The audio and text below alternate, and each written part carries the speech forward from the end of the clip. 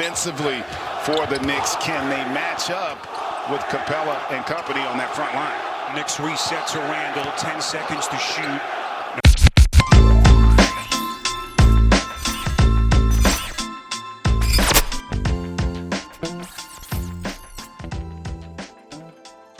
Fellas, we are back. That is the Okedan. What's going on? Okedan, that's right. And Okedan really is Okedan. How did he do that? How did Trae Young do that? It's funny because I wasn't sure if you were gonna go there or not. I had to. We got an ATL fan in the house. But we may revisit that later with some of the responses to these questions. Let's do it. I mean, listen, Trae Young is a prime example 101 to our topic for today, which is trash talk.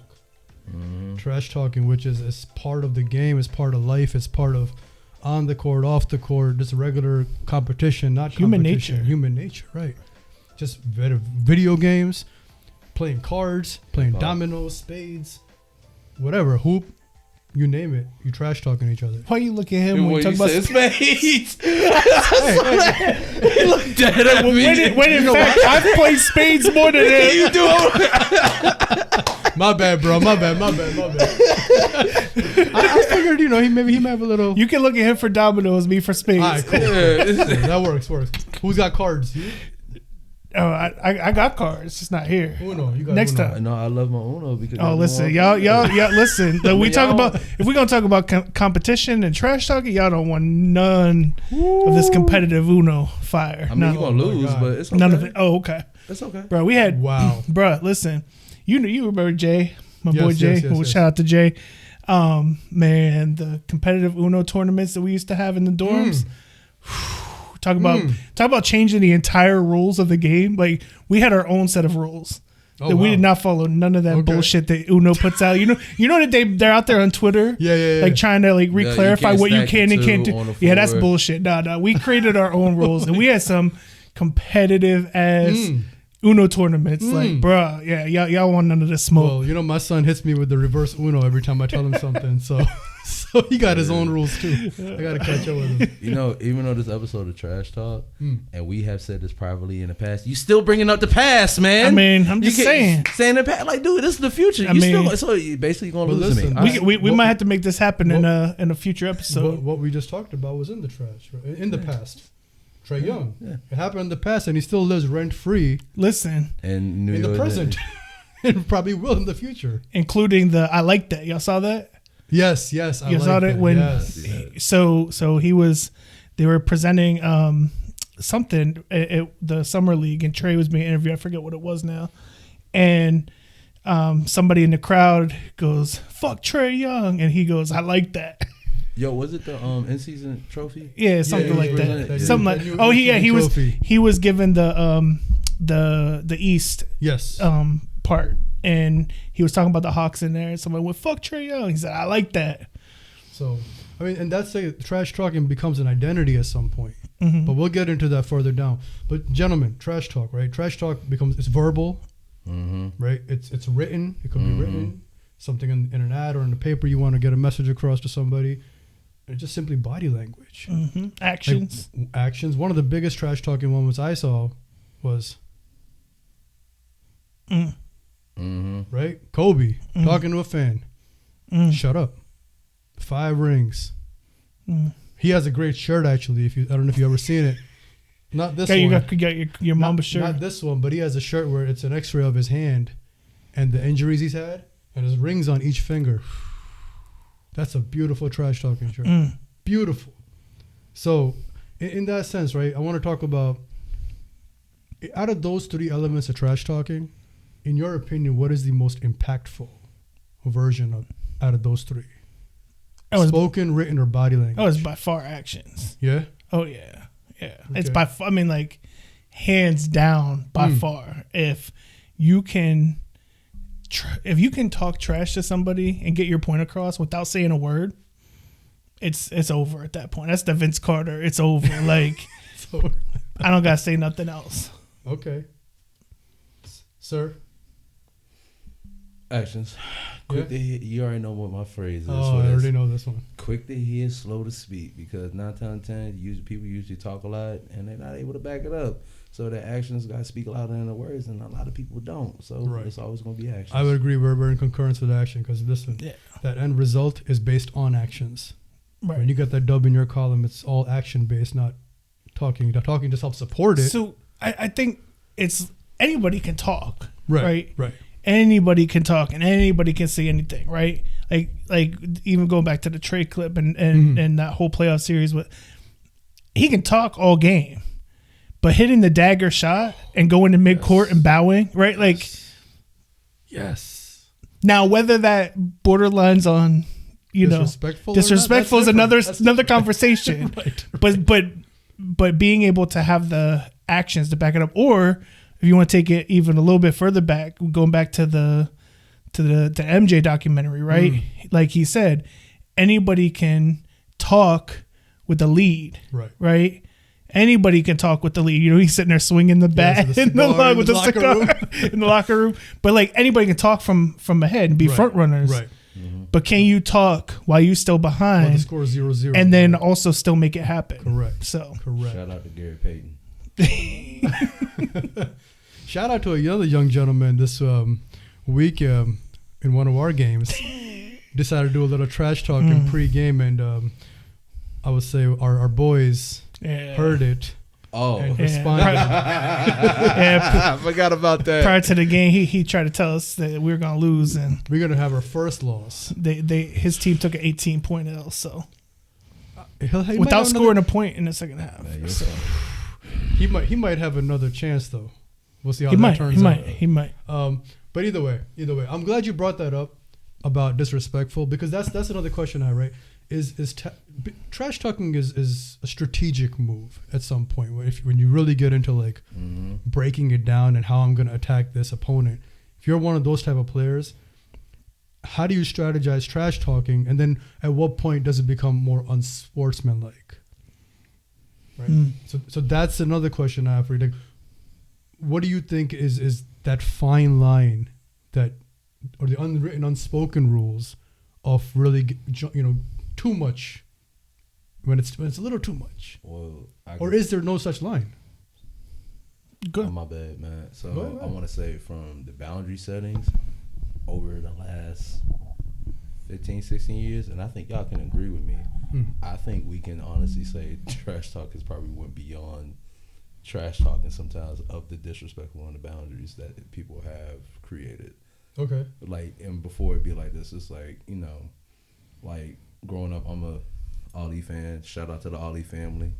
But during that era, and it's like going back to like your mama jokes on trash talking and joking and stuff like that. That era, it was like, dang, you want to talk about somebody's mama?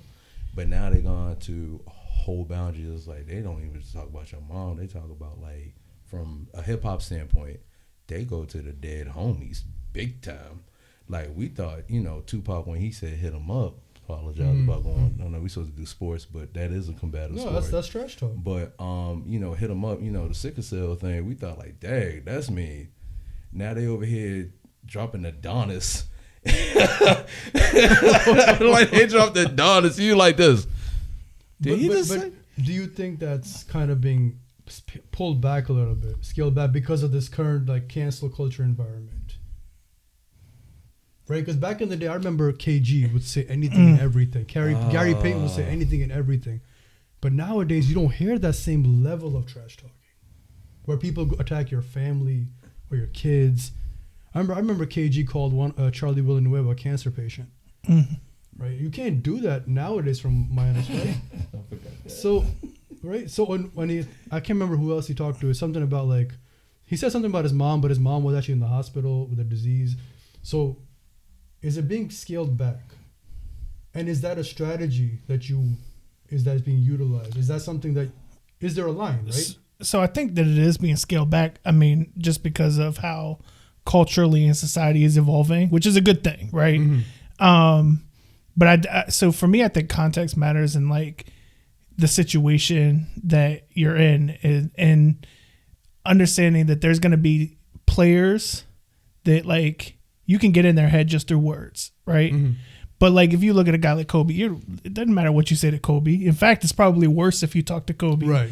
You're right. And there's other guys even in the league today, right, who or in any sport or anything else, like saying stuff to them will only fuel you, right? Like just even in the pickup game, like anybody who talks to you, it's just gonna motivate you even more to bust them up, right? So so there's times for that, and then there's times for like just letting your actions speak. But where it goes, I mean, word wise, obviously, when you start to get to that that cancel culture line, obviously then you turn to disrespect. There's I think if you keep your trash talk based on the game, or if it's rap or something like, if you keep it based on that and not make it super personal, I think that's kind of the fine line. But with actions, I think it's the same way. Like we've told our kids, like, you can celebrate a big play even if you stop somebody or you make a shot over them, whatever. But where you draw that fine line to disrespectful is if you are celebrating in that person's face, pointing at them, stuff like that, right? So I think that's kind of the situational piece of it, that like you want to be careful to. I don't know, if it were me, like I have some fun trash talking, like even with Matt, like we trash talk each other, right. But like I would never cross that disrespectful boundary. Okay. But at the same time, though, we don't play at that level of, I'm winning a chip, my career's on the line, this puts money, bread on my family's table. So I would like to think if I were in that situation, which obviously none of us have never experienced that kind of pressure or anything that comes with it. But if I were to envision that, I would hope that version of Ken would do it more through my actions. Okay. And just let my play speak for itself. And it might be more like the Tim Duncan style. Right? Like Tim Duncan went through his career, was not known as a trash talker. But now you hear about all these stories coming out that he was there talking, but it was like polite trash talking, right? Right. Like it's like the first time we ran into them. It was very courteous. It was like good try. Good try. You want to try from here next time. Hey, you know what? Next time, maybe you should try this, and it might work out better for you, right? So, like, it might be. I would hope that version of Ken would be like a more Tim Duncan style of trash talk. You mother man, how you gonna? You know what?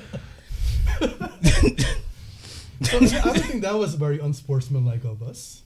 Dog, you said this, and I never will forget. He's like, "Hey, bro, you want to take this mid range because you got me off of this?" And it's like, "You should take that shot." Pull the mic. Oh, you ain't able. You got to pull the mic in, or else they ain't gonna be able to hear you. My bad.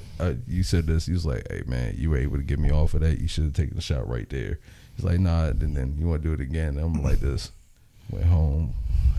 So my reason for doing that was just to make it tougher for me because that was just too easy. I want a challenge. 6. And then it stopped. All right. So I'm glad you brought that up, right? Because do trash talk in terms of coaches and team manager or whatever. For example, us, right? We coach a youth team. Mm-hmm. One of our boys, after a play, celebrated. And we immediately stopped practice. We cut it off. We brought them in and said, listen, we don't do that. Mm-hmm. We celebrate after the win and not disparagingly. We don't taunt. We celebrate amongst us as our teammates. We don't dance on the floor. We don't do the gritty and whatever else that's popular out there right now. The gritty can be done after you score a touchdown, not on the way to scoring a touchdown. So this kid started dancing. We pulled it in and said, no, you don't do that. However, I've come across some YouTube videos where kids in the middle of a basketball game are doing all sorts of like 2K celebrations from what I'm being told. In the middle of a game though. Yeah. And that to me, that's an automatic bench. I don't care if you're the leading scorer. You are not doing that. That is bad basketball. This is bad competition. You don't do that. What are your thoughts on that? No, I agree. I mean, and seeing the kid in our youth that hit a 2K celebration, I was legit like, I was like, oh, am I playing 2K right now or am I coaching? I don't understand. But and thankfully it was only in practice and we were able to stop it. I would have been livid. Put an end to it right then and there. But I had a slightly similar but different experience when coaching flag football this past spring, and we had a kid who we were in practice, thankfully again, and I think he was frustrated because a couple plays didn't go his way, and then he finally made this catch that he had been trying and kept missing, or I think maybe once or twice he was overthrown.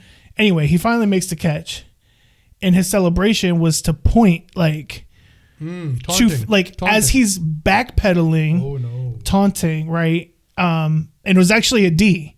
Oh yeah. So and so we just had to like, coaches kind of had to pull, like we just stopped everything and were like, this is a ground rule. We're not going to do this. This is not the team that we're going to put together. Now there may be some teams out there that if you want to do that, you go play for those coaches. But if you're going to play for us, we're going to play the right way. And for me, it goes back to, you got to respect the game, whatever game it is, right? You hear that respect the game in football, you hear it in basketball. I'm sure that it exists in other sports that we don't coach or play as frequently as we do these two, but you got to respect the game, right? Right. You respect the tradition of the game, the history of the game. Right. And then there's also, respecting and valuing other people too. So I agree. That's all I'm gonna say, because I'm not in those situations yes, so I was in martial arts years ago, people. And the thing is, it was about respecting the opponent. Like, there you go. Right. You respect the opponent, it's a competition. But however, they want to talk trash. I already said my quote already, quick to hear, slow to speak. You respond, you be like this. Well, you on the floor, I won, but it was nice playing against you. Get up, get out the way. Thank you, man. So, that's about it. Right, so that's a great point, right? Because trash talking, similar, right? Whether it's team sports, individual sports, the rules are the rules. The ground rules are the rules, right? There's no taunting. You don't get disrespectful with it to the degree where it gets cancel-ish culture. I just made a word. Cancel-ish? Cancel-licious? Cancel-licious. You all right? You been listening to Fergalicious, man? Listen, it's Googleable now. It's Googleable. And it's YouTubeable. But in that, whether team sports or individual, when you hear trash talk, and we touched on this a little earlier, does that escalate tension or does that motivate certain players? Or does it do a little bit of both, depending on your personality? So this is between all of us. I'm going to say this. So what happens when we play against each other and other people are talking? And who has to and then I'm playing against. I just hear this like words and Matt's like echo in my ear all the time when I hear. What do I always say? Stop talking to him. No. What else do I say? Hak, apologize to me. Exactly. I say that every time because he ends up guarding me and everybody face the brunt of everybody talks smack and I have to guard him and they be like, oh, you didn't guard well. I'm not trying to curse. I'm just like sacrificial lamb. Like Ken, when he does it, Ken is okay because Ken, I could trust Ken. Everybody else, I can't. I'm over here like, I gotta guard this man. I actually heard Matt in the middle of the game. Why did you guard him then? Stop talking. I had to bring that up because I'm like this. I'm like, when you do it and you don't back it up, I'm like, what's the point of you doing that? That's making your opponent, that could give him an edge. Depending on what though, it depends though, because not everyone responds that way, right? Some people fold under pressure. Yeah, no. So you have to kind of pick and choose. Like we talked earlier, Kobe, you don't talk to him, whereas you could talk to Ben Simmons. Right, you can't do it to Trae Young, you can't do it to certain players, so it comes down to that. I think, in my opinion, right, it fuels them like, oh, because for me, you don't gotta talk trash to me. If I hear you talking trash to even my teammate, that's all I need, because you doubt us as a unit, not me as a unit. I bet. Let's go. That's how I look at it. That's kind of how I train my son. It shouldn't just be you. It should be your unit, because you come as a unit. This is a team game. It's not you. Yeah, I mean, I think again, context matters, and it's all situationally dependent on the factors of who's doing the trash talking, who's on the receiving end, and what their motivations are. Because I mean, you look at, you know, a guy like using Trey as that example in New York. I mean, that picture where that cold ass picture, where he's looking back, looking back at the crowd, but like, say that's not Trey Young. Yeah. In that moment, and you've got an entire stadium full of people. Somebody spit on you, even though you didn't know it, but you got an entire stadium full of people saying "fuck you," and you know, like some people can fold under that, right? And so for some, it will fuel their competitive drive to do better. But then you also, I think, if you're going to be the person who's trash talking, you got to know your audience. Like, you have to know your audience. That's why I've been trying to figure out for years. It's just like, we know we've been playing this game of chess. We, as a basketball group, just saying this, I always said this, the biggest compliments they always get from me, besides being great people, is we have a very high IQ basketball group. We play chess like crazy. Y'all faces like, what? I'm saying this for a reason. We have a very high IQ basketball group, and the fact is they still talk trash to you like it's, and I'm still amazed by that. I'm like, what? But I think so there's another element, right? It's not just, okay, you talk trash and somebody's game gets better or worse, but there's also talking trash to somebody and them personally, like how they take that trash talk, and does that escalate their performance? Not their performance. No, like them getting pissed off, right? How does that affect them emotionally? Right. Because there are some people that you can talk to, and it could escalate to a point of, I'm gonna go to my car, physical altercation, or a friend who I'm gonna go to my car and get a 44, like it's nothing, right? Or our friend who decided to play a little football mid game with you. Correct, like somebody who threw me down on the concrete because he was mad. Like, but I don't know if I was talking that much trash. But I don't know. I don't remember. It was a long time ago. But either way, I'm just saying, like, you could, if you do it to the wrong person, right? You just got to know, like, all right, this is not the guy that I want to talk trash to, because if he gets mad and decides that he wants to throw a haymaker, right? Right. It's not that like deep. Like I wouldn't be talking no trash to run our test. You know what I mean? You know, because all that did, look at the malice, right? That everything that's involved with that. That was Ron Artest. Metal World Peace is different. But you know the point. Listen, like, I don't mind talking trash to him as long as it stays on the court. Right. But the point is, when I see that he's losing his mind, as it might spill off the court, that's when I gotta, all right, buddy, relax. But the point is that, so it could impact your performance, or it could impact emotionally, right? And especially depending on what you're saying, and that's where it gets into that fine line of, is it just trash talk about the game, or are you starting to go personally to, you know, that person and or their personal life, or even like if you're talking trash about, like, let's say you're in the league and you're like, you know, how did you even make it here or something, you know, that can get in some folks, some guys' heads. Larry Bird, right, saying, "Oh, you put a white guy on me? That's disrespectful." Or T-Mac with Jet T. Right. that one. Right. Like, and people react to the differently, right? Right. Because at the end of the day, regardless of whether they're athletes making millions of dollars or just outside on the court, like, we're all human beings, right? There's people just even taking this outside social media, right? There's people that take in that social media and respond to all the negative comments and get frustrated with it, and there's others just don't even bother with it, right? Like, shout out to Twitter, right? Yeah, and Twitter especially. Like, there's some toxic social media out there, right? And so it all kind of goes, to me, like, hand in hand. And if you want to be a trash talker, in my mind, then you have to be smart about it in this day and age, because you got to be careful what you say, especially now with the devices, the recording devices. Like, that didn't exist as much back in the you know, early 2000s. Got away with a lot. Right. Now there's mics mic'd up, all this other stuff like out there. So you got to be careful what you say, how you say it, who you say it to. Right. And you just have to assume that whatever you say is going to be out there for the world to consume.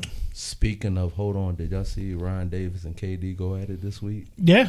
Yeah. And so that's another one where I actually love that. Like the KD trash talking on Twitter, because it's not disrespectful, right? But it's fun, and it's fun to read. It's entertaining to read. It's like, let me get my popcorn ready, right?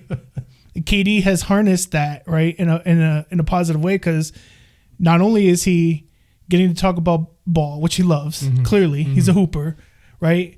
But he's interacting with fans that would otherwise never interact with him in real life, right? And doing it in a fun, entertaining way without being disrespectful. Right. What's wrong with that? It's great to see super fans like fighting or talking trash with the athletes. Like, Michael Rappaport. Right. He gets Spike Lee. These guys, like the Spike Lee Kobe game, the Knicks game, where Kobe just killed him because of Spike. And it's just great to see that. And that's my other question. There's another element of this. From what you were saying, right, there's the Trae Young response, and then there's the Ben Simmons response. The two, completely polar opposites of the results of trash talking. That also spills over into the fans, but before that, it spills over into team rivalries, which then carry forward for a while. I remember one specific one, and which this one I remember you were mad about, and you came in, you're like, man, this is when the Wizards were talking trash. Oh, about the Hawks one time. I don't know why you clap it. We won the series, bro. They won that series. That when Paul Pierce called game and then Al Horford called series. Like, and when Wall and Beal kind of looked at each other, one. Yeah. You talking about against the Cavs? During the press? No, during the Hawks. The Hawks. So Wall and Beal were sitting there like this, side by side, getting interviewed, and the interviewer asked some question about, like, I don't know if it was like not fear Atlanta, but something like that, like basically how they felt, and they just kind of looked at each other like very dismissively, like how you looked at us. Who the fuck? Yeah, who the fuck cares about? Man, why you keep the 6 game, man, dog? I knew you. I would love bringing that. But that's what they looked like. Who the fuck cares about Atlanta? Like that's light work, and ended up losing the series. So. And, but the next year, guess what happened? The Wizards beat y'all in 5. Okay. Anyway, get to the point. The point is exactly, and I'm glad you brought that up, because it's that rivalry that keeps escalating because of that trash talk. So, but it's dead in the water. So you want to talk about that? My favorite rivalry, obviously because of my fandom, is Atlanta Falcons versus New Orleans Saints. Yeah. So to me, I know a lot of people talk about the Steelers and Ravens as one of the biggest rivalries. Falcons and Saints, bro, that's the best rivalry in sports, hands down. Really, sports. Like the players hate the other cities. I don't know. Yankees and the Red Sox have a terrible one. Yeah, but it's kind of like, I don't know, man. It's died out over. No, bro. Falcons, Saints. Really? It doesn't get the publicity that the others do because of the markets. But if you actually were to dive into the actual hatred between these two cities just because of a football team, wow, bruh, it is so crazy. I could answer your question on that. The reason why the older heads are keeping it alive. Yankee fans, when you go to the games, it's like a family. Like, you know how you bringing D up in the football, and you bringing Tej up in that. My bad for bringing up the names. My bad. Just put us out there, like. My bad. We family. Here. We need to get Matt Donis out.